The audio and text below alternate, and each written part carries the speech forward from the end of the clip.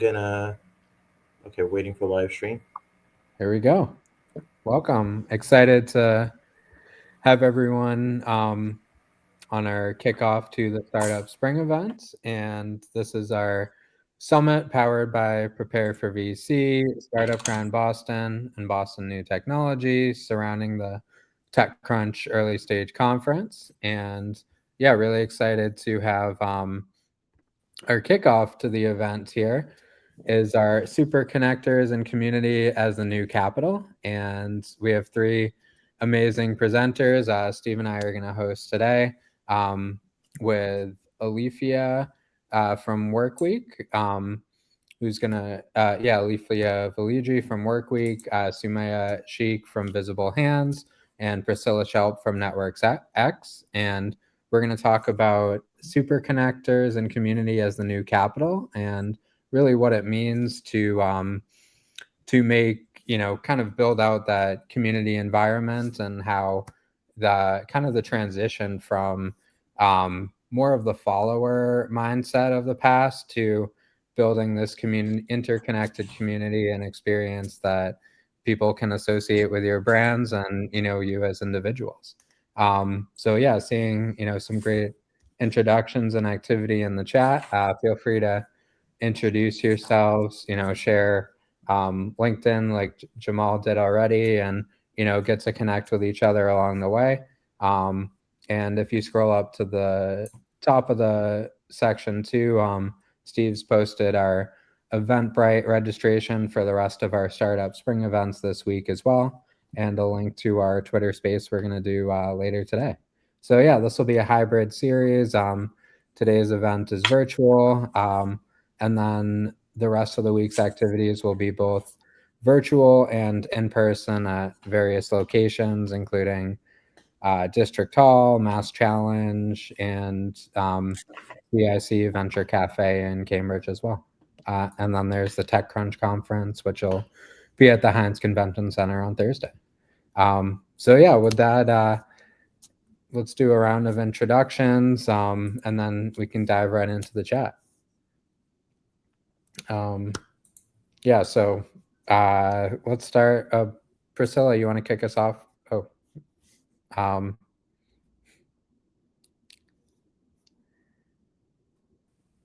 sorry about that.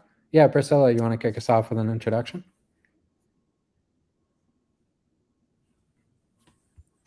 I should start? Sure. Yeah, that would be great. Hello? Oh, okay. Yeah, I'm not sure. My connection is somehow.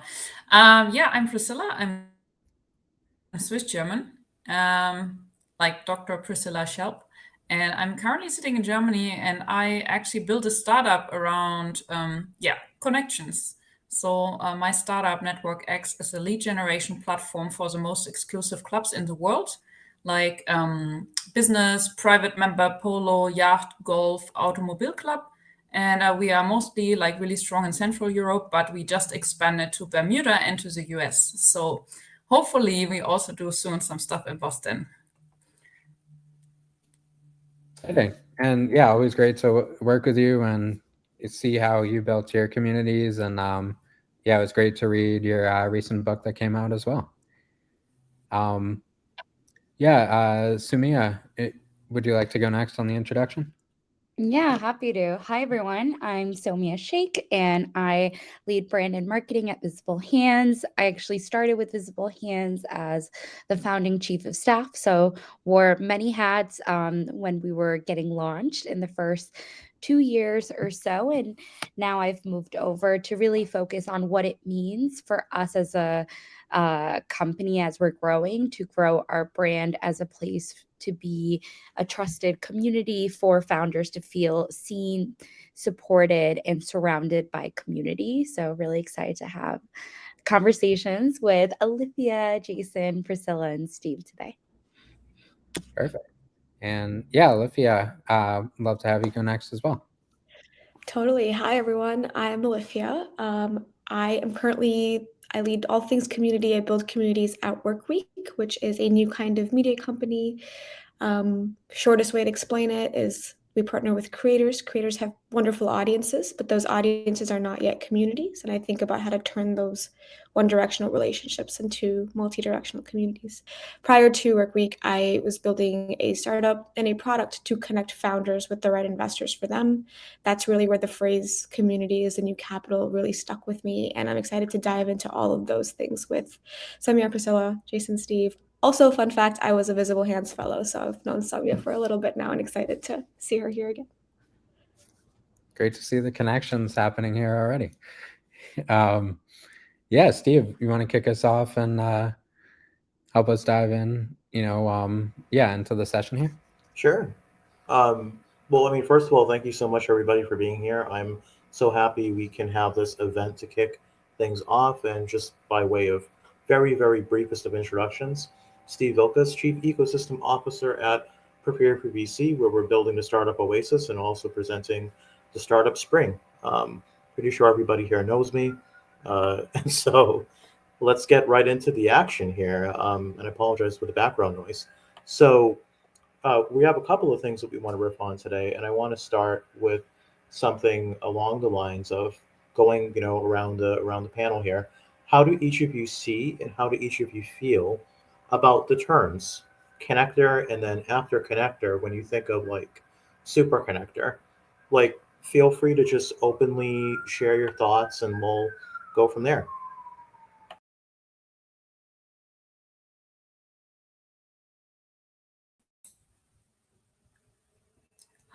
Should I start?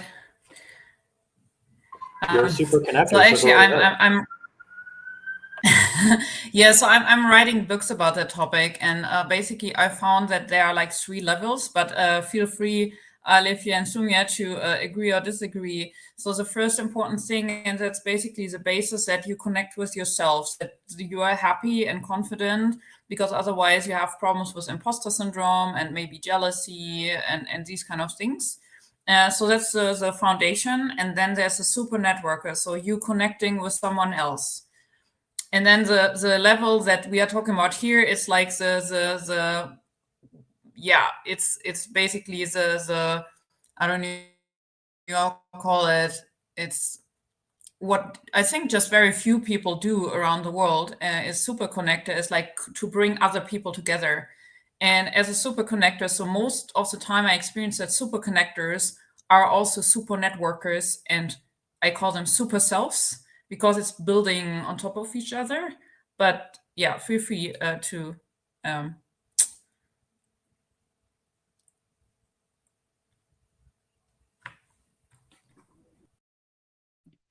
I can go next. Just a little bit more because I just realized I never mentioned what Visible Hands is. So I work at a VC fund with an accelerator program, and we have communities, and we've invested in over 90 companies to date in the last 2 years.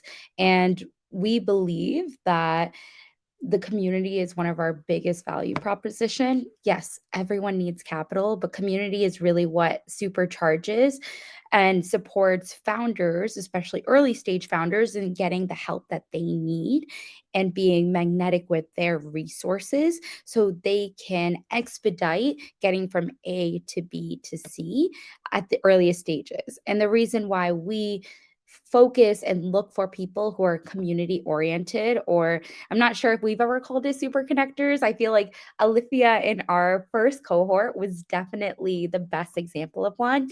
I would use it as an example of people who have the give first mentality.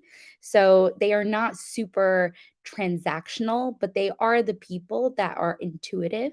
They're great listeners, but they also take the initiative to see, this is this person or organization or opportunity, and this is where there are invisible lines that may connect, and they want to give that opportunity for that other person or provide that connection. And the super connectors, in my opinion, are the ones who do that at a rate that is much more than everyone else.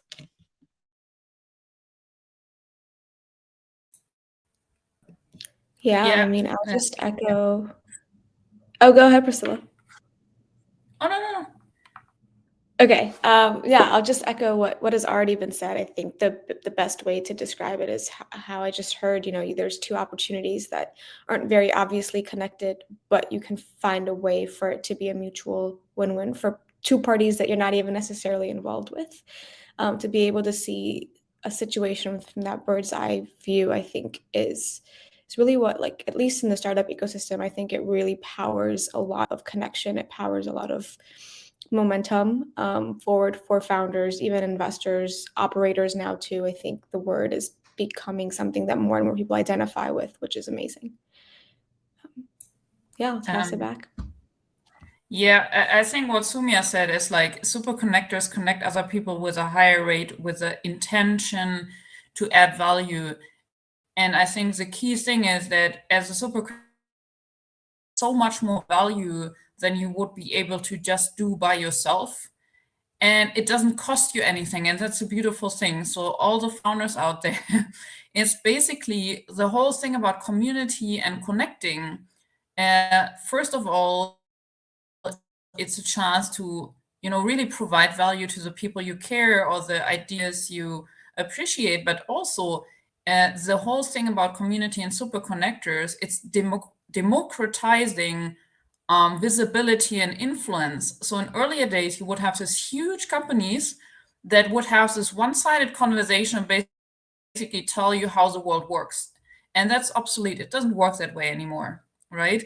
And basically nowadays, it's I think you mentioned it already. It's an interaction, and for example, it's you can start building that without any huge marketing budget. You can start your tribe on LinkedIn or Instagram or whatnot. So I think it's a big chance, especially for founders, to really leverage that.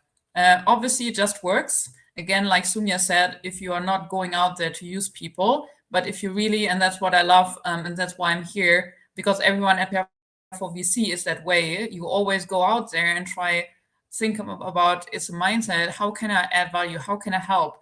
And to do that, you first need to listen and figure out what the other person really wants to do and where the other person wants to go. But yeah. I like that a lot. And yeah, it's sort of that transition from kind of what you brought up there is that follower, we're the leader and these are our ideas we want to pass on to the community, to this is an actual community where everyone has a voice and we want to, hear from our customers, hear from our community members, and make sure their ideas are heard. So yeah, I would love to hear kind of how you guys think about kind of the role of both of these aspects, because you still do need to be, seen as an expert in your space, but you also want to make sure that community feel and environment is there, and you're listening to, everyone that you're supporting or working with. So yeah, whoever wants to jump in first, kind of on the follower versus community side.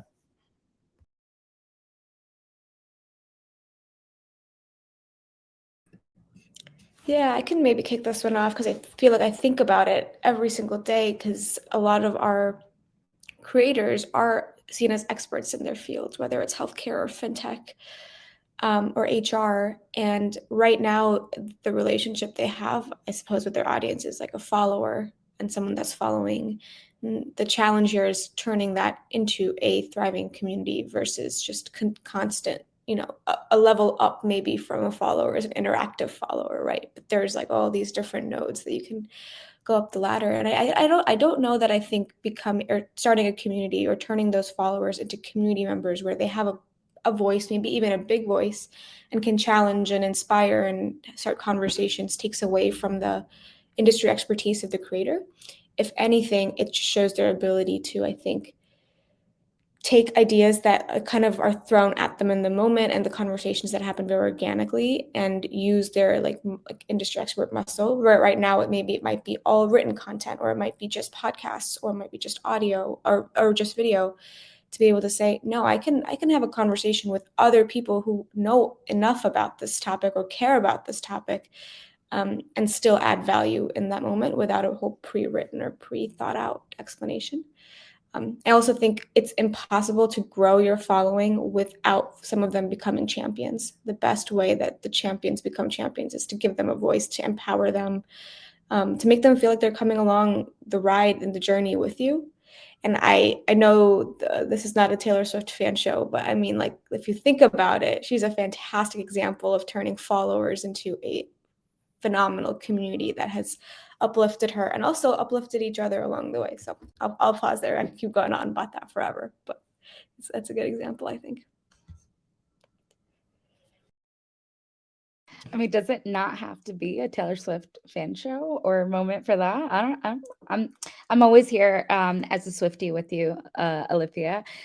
Just ripping off of what you said, I think the biggest thing that helps people understand when to listen and when to lead to create those genuine moments of community building is having a low ego, like understanding that you may not know everything and understanding that every single person that you meet has some form of brilliance that they bring, and that's why this interaction is happening.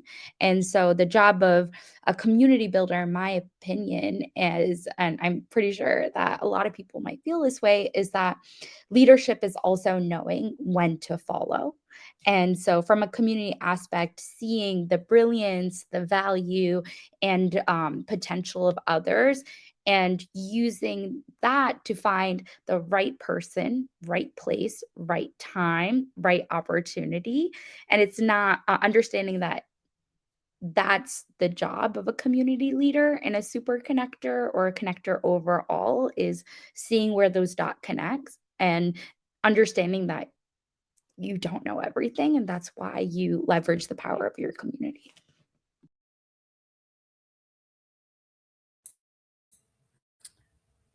I totally agree. I think there's one other relationship we kind of neglected. So usually there's not just one influencer or creator. So it's also really important to stay in touch and collaborate. So the really successful community builder or influencer, they really strongly collaborate with other influencers in their field. And I think the key thing I can tell you is competition is usually a concept that like triggered by fear that's made in our mind in the most cases. And it also accounts for startups. It's like in literally nearly every instance in your life. It's usually you can exchange this relationship of competition by collaboration and create a partnership. And there's an important thing, a partnership, like I get a lot of requests with software companies that want to partner with my startup, which mostly means they want to have me as a client. So if you use partnership, please don't ruin that word. It means win-win, right, for all sides. And that's something that I think it's a principle that's the foundation for successful communities. And it's community means that yes, you manage or build a community, but also you allow the community and enable the community and encourage them to build themselves and to connect between. So it's, I think, the contrast to control, because you don't know what happens. So some companies also have some aha moments. And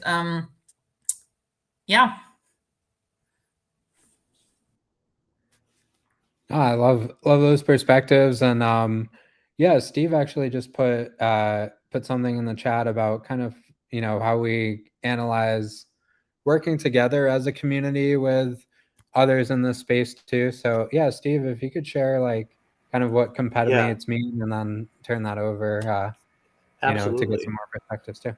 Yeah, absolutely. It's one of my favorite things to talk about, in fact. So working in the defense innovation space, we have a term known as competitive, which is your competitor who you're working alongside, whether you realize it or not, trying to progress innovation. And I think in the startup world, this is starting to take off as well. We realize that things are not, in fact, as siloed as they have to be, and that, to Priscilla's point, if we help to remove that fear component, we can see that there's a lot of opportunity out there to work with folks who we may otherwise have not even imagined would be a possible collaboration partner in the end. Or even if it's the case that, you're going to just be competitors for life, the good thing is that if you reframe it into being less about you and more about who you're serving, then you're going to feel a lot better. And the person or persons that you're serving, in this case for us, it's always and will always be the founders, they're going to reap the benefits. I mean, if we see that, our competitors out there are doing something and we try to, we're all racing towards trying to ensure that founders are fully provided like all the resources and information, and above all, also the safe communities that they deserve. I mean, it's a wonderful thing. Um, we're always going to have competition. The last thing I'll say is about that is if you don't have competition, that's a little bit more of a challenge and perhaps a separate discussion, because then I mean it's really even more intimidating. But yeah, I'm happy to open it up to the broader panel here.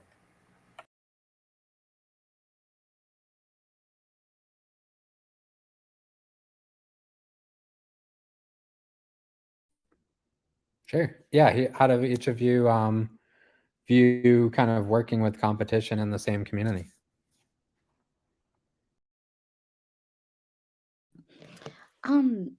I think it's an easier question for me perhaps because I work at a VC fund and an accelerator, and for us, success is really based on founder success and portfolio success. And so those seem to be competing even within each other, right? Like accelerators, they want more and more applications, like more funnel, and that you want everyone to have a great experience and all the founders to do well. And VC is also like even within itself, right? You want a top of the funnel to be really large and lots of deal flow.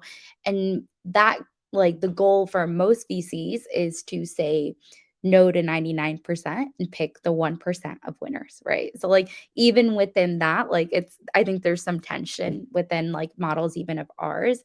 In terms of being competitive, what we realize is that especially as a VC fund, there is only so much value we can add with financial capital, right?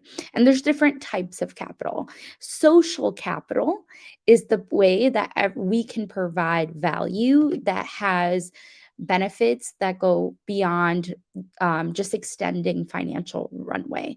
And that would mean something like supporting a founder and their company with talent or operating support, or seeing them as whole people when they're going through it, and because that is the founder journey, and being there for them that way. And so in terms of being competitive, we're happy, at least from I can speak from like VC or accelerator side, if our founders have co-investors that have more resources or more capital. We're happy if they go to another program, like in another accelerator, another community, where they are being enriched with the resources that they need to get to whatever next level that they're at. So I think sometimes mindset and the way you approach competition makes a difference, but also understanding at the end of the day, if you are customer first or serving the people that you want to serve and put them first, then whatever helps them along their journey is what's beneficial for all of us.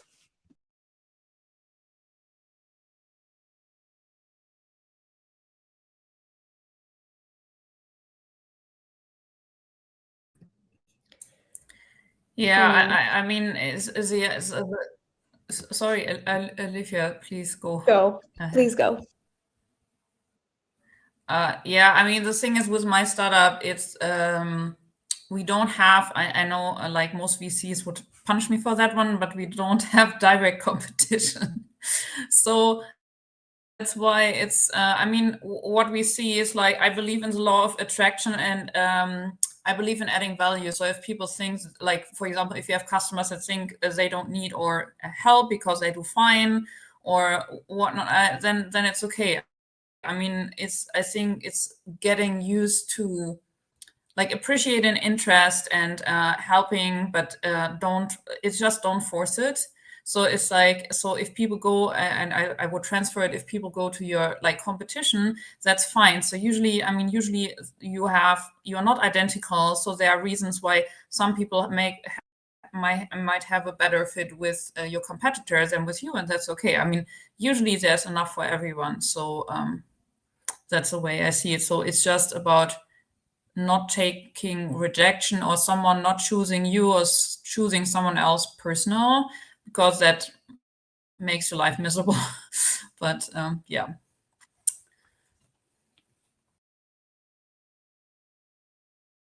If I could add one last thing there, I think sometimes it's important to understand that time and the opportunity to add value and the opportunity to collaborate is actually longer than whatever immediate need you have.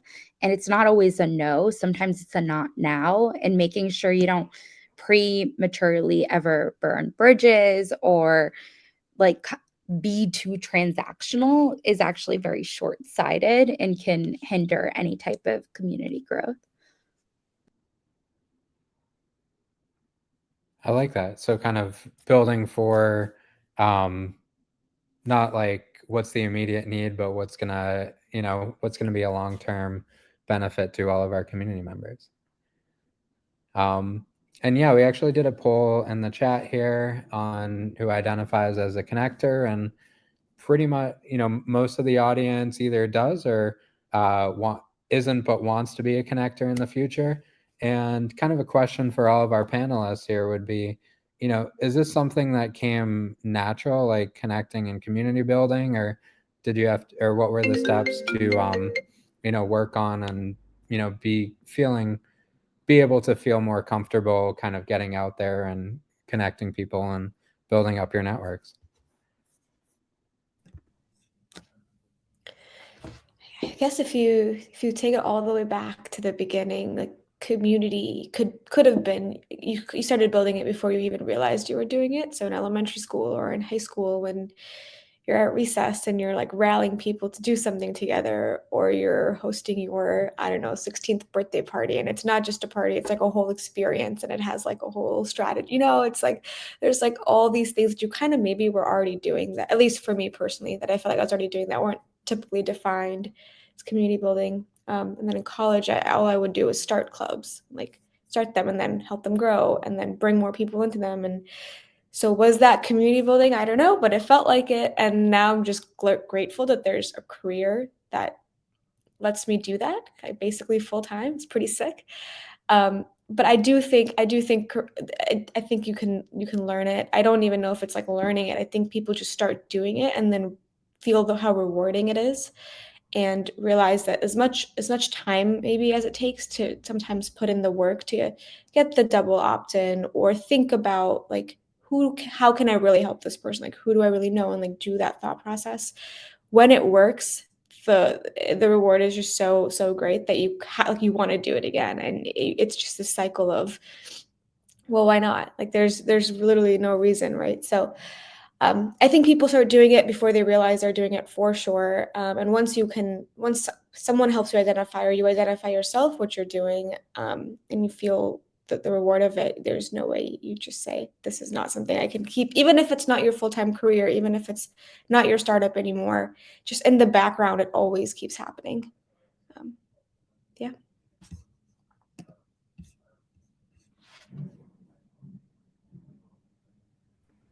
Oh, great response. Yeah. Or Sumia, did you have something you wanted to add? The only thing I would add to Alifya's is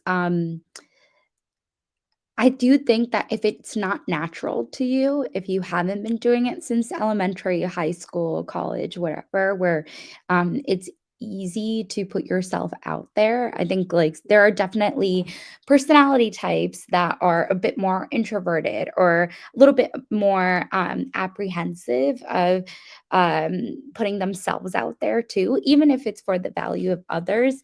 I think a way to start is to set a goal, like a very simple goal. Like every week, I want to do something that supports the community I have. And I don't think everyone realizes it, but every single person has a community.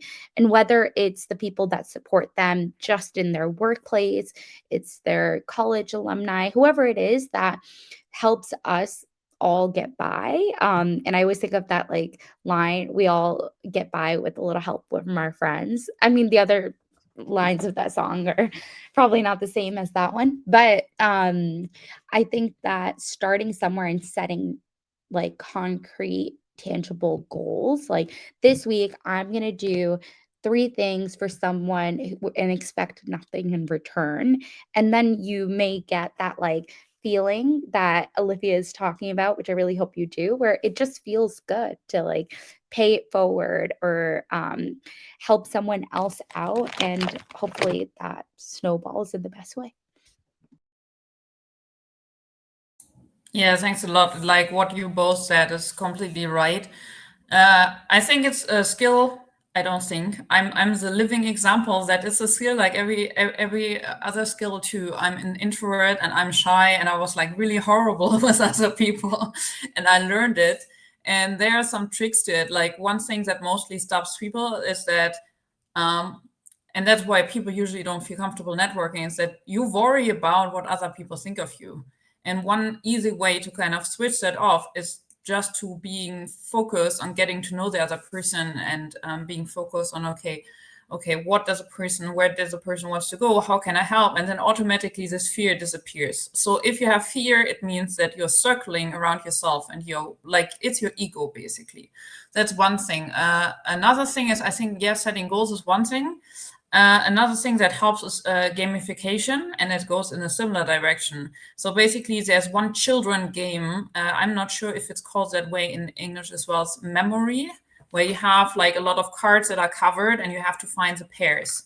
And basically, I always say connecting people is the adult version of memory, because they are, and actually, it's not that difficult. So you just need to try to do the following. If you meet a person, try to memorize 2 things. It's not common, 2 things. One is, what does a person have to give?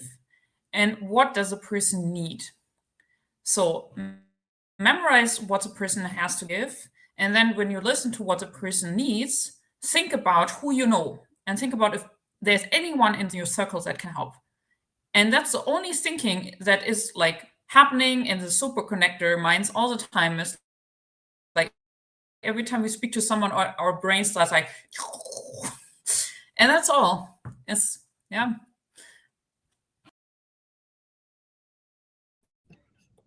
I'm just going to add to echo what Priscilla said, like definitely that those are the 2 if you can take 2 things away from a conversation, definitely those 2. But my memory is not as good as I think we heard, as I like write it all down, which sounds, my friends think it's crazy. But yeah, I have an Excel with like basically everyone I've probably ever had a real meaningful conversation with. And so, yeah, I mean, you don't have to tell people that, just do it and then reference it when you need to for your next conversations. Also, one more thing, adding to your community, it doesn't always have to be through a connection. Like just like Sumia said, there's a million different ways to support your community. And once you start doing that, you'll realize that like the intros will come when they come. Like you can make an introduction to other people, but there's other ways, just listening to them, giving feedback, encouraging them, amplifying them. All of those are really, really great ways to support and build your community. And one last thing I'll say that ties it back to competition.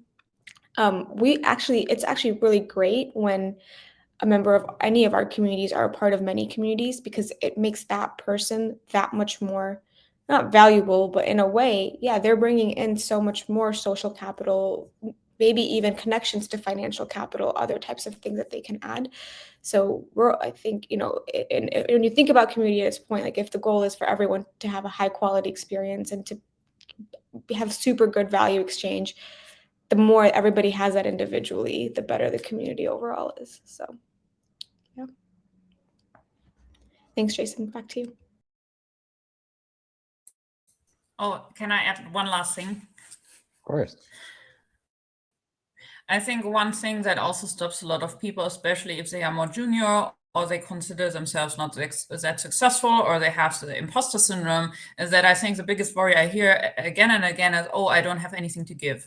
And especially, to be honest, like you can't be a super connector immediately, because to be super connector, and as Sumia said, do it in a high rate, you either need to have a really great or big network, or you need to meet a lot of people. So you have to start small, and then at some point it goes exponentially. So be kind to yourself. It takes time. So the earlier you start, the better. But you can start at any point of time, and so it doesn't matter. Even if you come somewhere and you have nothing, it is always one key thing that you can do is you can be authentic. You can let the other person be themselves. You can let them share their experience. It's just about how you make them feel, and that's what they will remember. So even don't feel bad, even if you can't help someone. That even to us that we have a lot of connections. It happens that we can't help, but even just being just making sure that the other person feels respected, accepted, loved, and they feel you're interested and you care. That's the key. Like everything else is like adding something on top. Oh, that's amazing. Yeah, it's showing you really understand what is valuable to them too, and kind of having that give first mindset and building up these networks. And yeah, one of the actual terms we included in the title of the event too is the fact that community is the new capital, and how to or I guess how do each of you feel about that phrase, and what does that mean to each of you?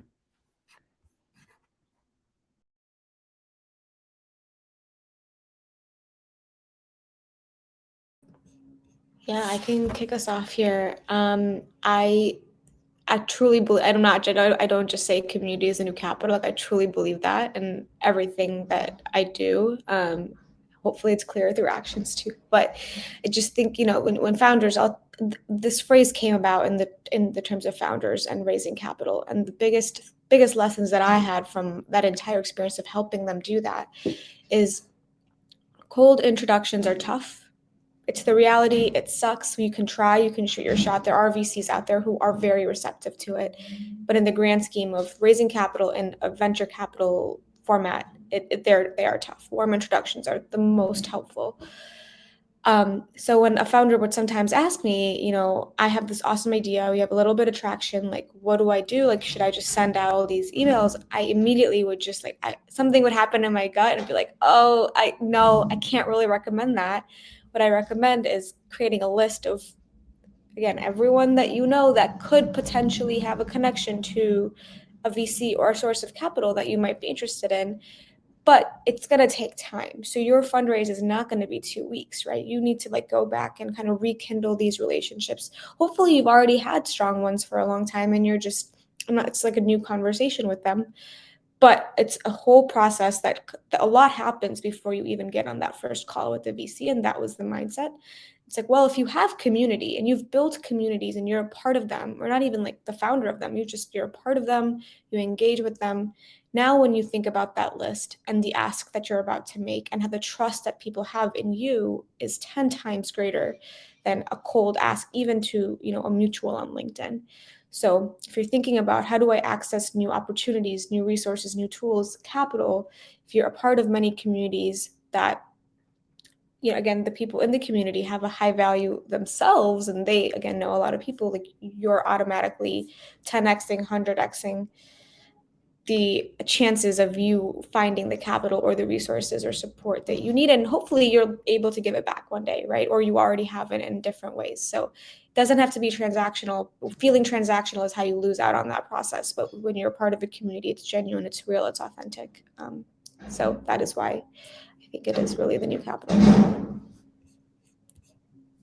I mean, I 1000% agree with Alifya. And I also want to first start with validating. You definitely walk the walk and not just talk the talk. So just going to throw some validation your way there. For us at Visible Hands, when we started, we always talked about there are 3 types of capital when we are looking at overlooked founders at the very earliest stages that we wanted to focus on. financial capital, providing meaningful capital so they can test ideas, try it out, and have enough runway to give their idea a shot. And then hopefully fund it so they can get to that next level. The second thing was inspiration capital. We really do believe for underrepresented founders, having role models or people who look like them or have similar lived experience is really important to increasing the outcomes of first, better outcomes in terms of funding and success metrics overall for startups, but also inspiring a whole new generation and pipeline of other underrepresented founders who become our next generation of visionaries, which of the communities they were always part of. And then the last thing was social capital, because we also understand that part of the VC, but just overall financial space, is that understanding that when you do not come from the background of having a vast amount of generational wealth, social capital can really help you bypass and supercharge your way to that next level so you can achieve your goal. So, I mean, at least speaking for myself, like my parents came from Pakistan as immigrants. Like my dad worked 3 jobs.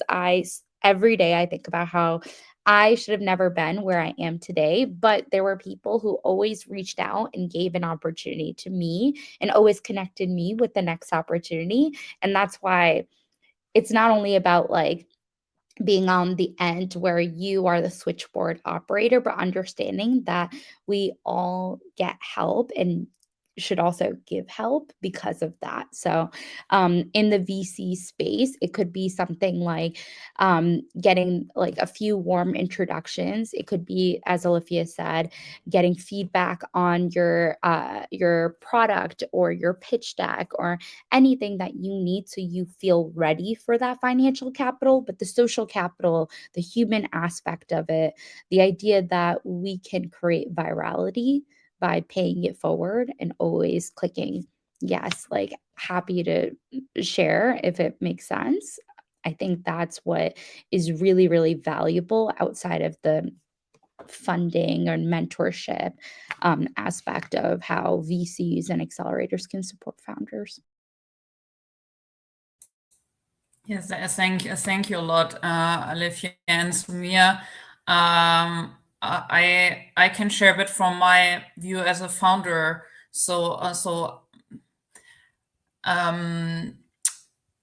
I'm a woman. I'm a solopreneur, and I'm a first-time founder. So it's like no for VCs. Sumia, it's like Workweek said, and which then is like I bootstrap my company now since nearly 2 years. And actually, especially if you're bootstrapping, is your network. It's like honestly, without the network that I've built around me, and it's a network is like, so I'm always trying to give back as well. It's like my startup would have been bust within the first year. So it's the main reason why actually we exist and we develop well. Especially with my startup, it's a marketplace. So you have 2 sides, and you always have this chicken egg problem. And you have the super exclusive clubs, and then you have candidates. And we try to do cold acquisition, and what was the success rate with exclusive clubs, calling them up like 0%.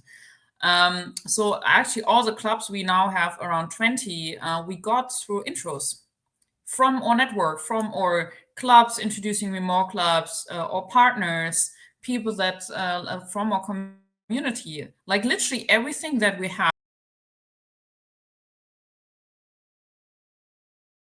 Looks like we lost. Oh, there's Priscilla. Yeah, like everything that my startup has achieved so far is based on community. And also to add what Sumia said, obviously, like, I mean, I am European, so I'm Swiss, but I was born in a really normal family and I have ADHD, so I never had the most amazing grades. And I was bureaucracy and like being some state employee. I mean, it's not a bad life. However, the reason why my life looks like it does was because I built myself up a world-class network.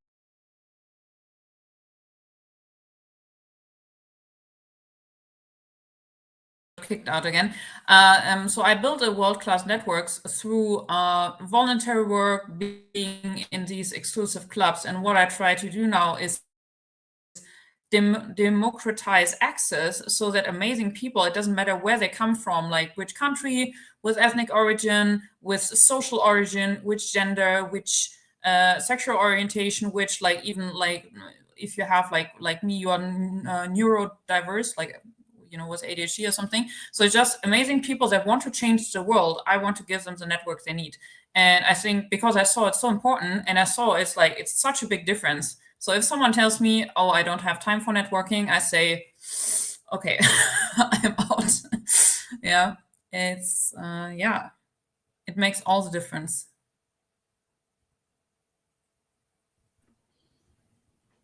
Oh, love all the perspectives and, kind of that ability to, create access and opportunities and, kind of along those lines of everyone coming in for, all the events this week, whether it's some of the other, workshops and panels we'll be running throughout the startup spring, or going out to the TechCrunch conference that's coming on Thursday.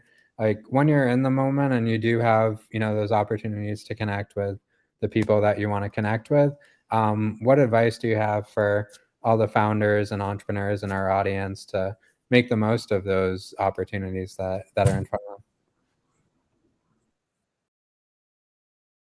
Hi, this is very tactical, but nail down your introduction and like 5 parts: who you are, what you do, why you do it, and how you do it. I think that's like very memorable from like a VC perspective. If you and I think one of my colleagues who's an investor on our team, Daryl, does this every Friday on Twitter, where he calls it VC office hours. It's such an amazing thing that he does, where he just says, bring your one-liner and I'll tell you how to improve it. So when you have that first impression, right, because you only have one opportunity for that first impression, it really hits the nail there. But having that conciseness and that punchy, this is who I am, this is what I do, this is how I do it, this is who I do it for, is really important, because that's at least what I believe, what makes you memorable. And then it makes it very easy for someone to understand, at least, like, what does this person have to give? And then you could always add what you need, but at least from my understanding, I'm a bit more conversational, where I hope that comes up after all the, this is what I do and this is how you can help me. So, keeping it as human as possible also helps there. I think the first thing is like, I have seen a lot of startup conferences, and usually you have access to who is attending and these apps and all these things. And what usually happens, like everyone flocks around the same people. Like there are a few like kind of stars, like some VC, like important VC people. And actually, I think it's never a good advice to do what everyone does. So I can recommend that. I don't always just go for the obvious ones. There are usually so many great people, and it's just be open and get to know them and see who you click with.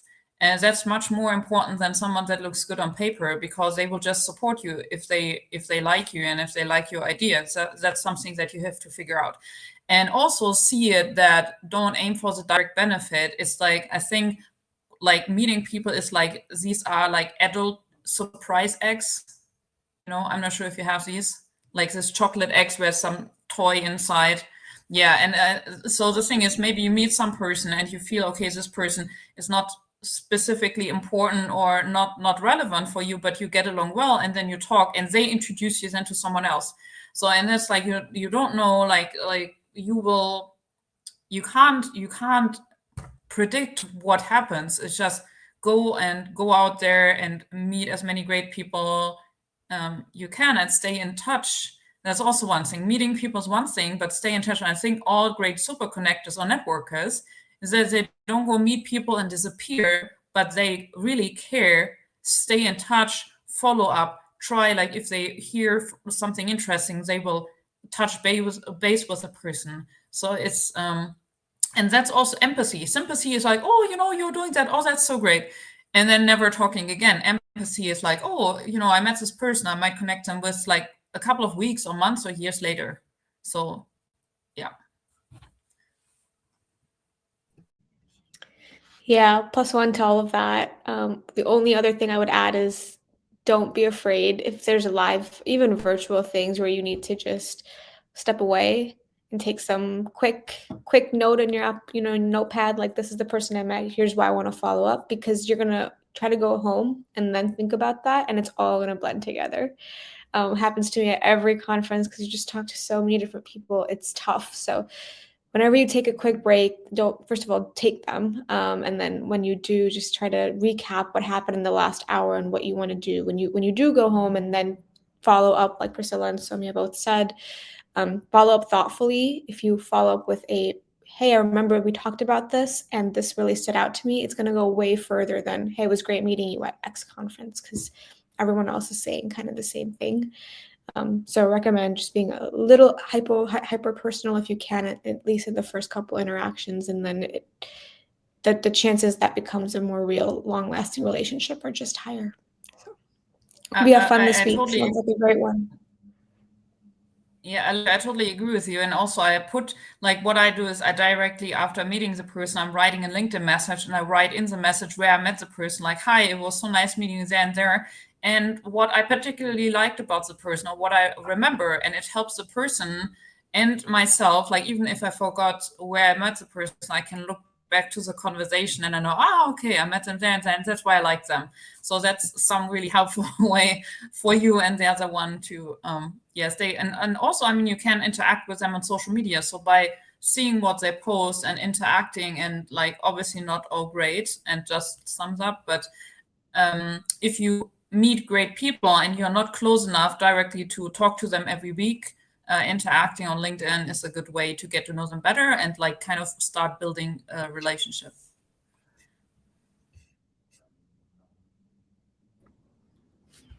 Amazing. Yeah, incredible advice. And for everybody that, heard all of your great advice and either wants to connect individually or with your companies, what's the best way to do that? And yeah, we can kind of go around and share how we continue the connections and conversations. Alifya, you want to start? Oh, sorry, I'm mute. Sorry. I was just saying you can connect with me on Twitter or LinkedIn. I'm happy to drop a link to that. You can also email me if that's better for you, and I'll drop that. So really, always are good.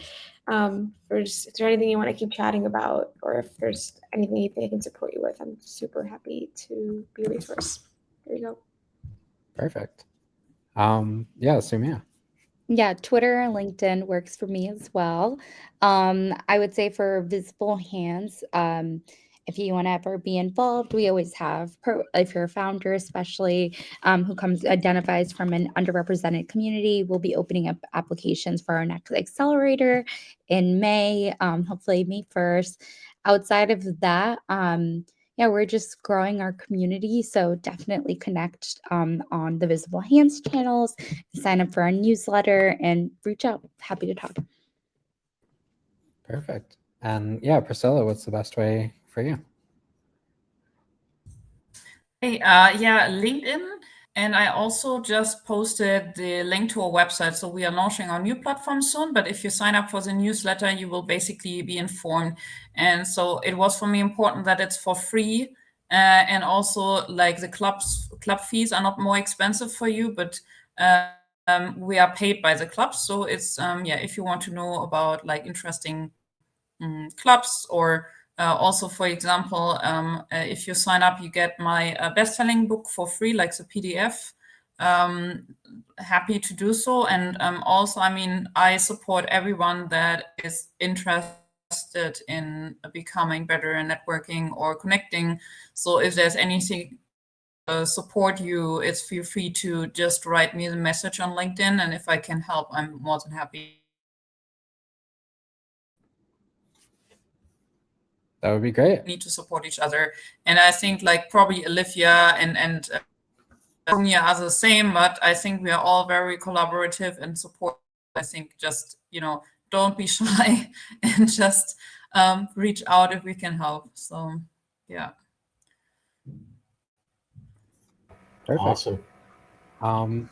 Yeah, and just want to highlight again, this is part of the Startup Spring Series. So yeah, we're going to have a variety of events in person and virtually throughout the week. And yeah, really excited. Wow, this is a great discussion today. Definitely connect with everyone that shared, LinkedIn, Twitter, other ways to connect in the chat. And actually, the same link you joined today is going to turn into a recording by either later today or tomorrow as well, to go back and watch and relearn from everything we went over today. Yeah, Steve, I'll hand it over to you if you want to, add anything or, help us wrap up the session.